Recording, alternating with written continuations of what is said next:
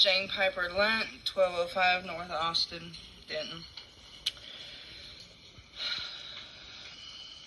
When y'all call for a staff report or a work session, I don't hear you say, I'd like a work session on this subject, and I want you to make it as difficult as you can for people by finding the crappiest backup figures you can. Yet that almost always seems to be the case when it involves homeless citizens in Denton. Maybe I'm just an idealist, but I would think as public servants you would want to do the very best thing for your citizens. Yet when it comes to homelessness, this usually is not the case. And you just accept what staff tells you as gospel.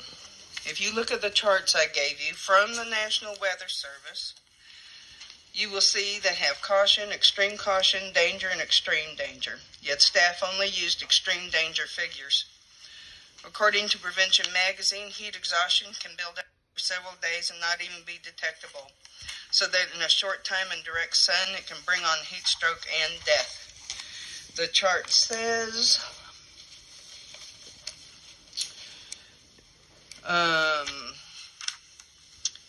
since heat index values are devised for shady, light wind conditions, exposure to full sun can increase heat index values up to 15 degrees.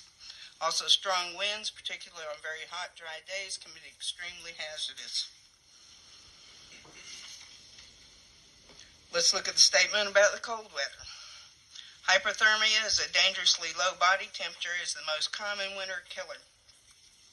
Most people are surprised to learn that hypothermia deaths can occur between the temperatures of 30 and 50 degrees.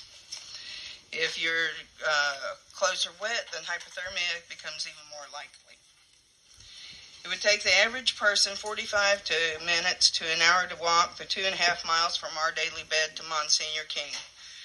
That's not the average homeless person carrying everything they own with health problems probably already dehydrated.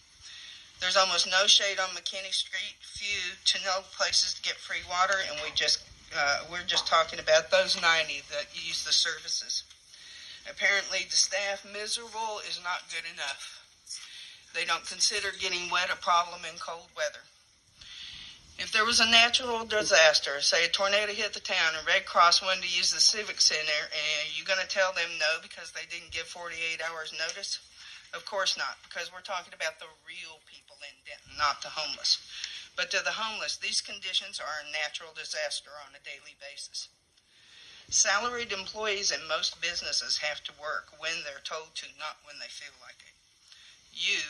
We own the building, the electricity, and the water. It's not like we have to go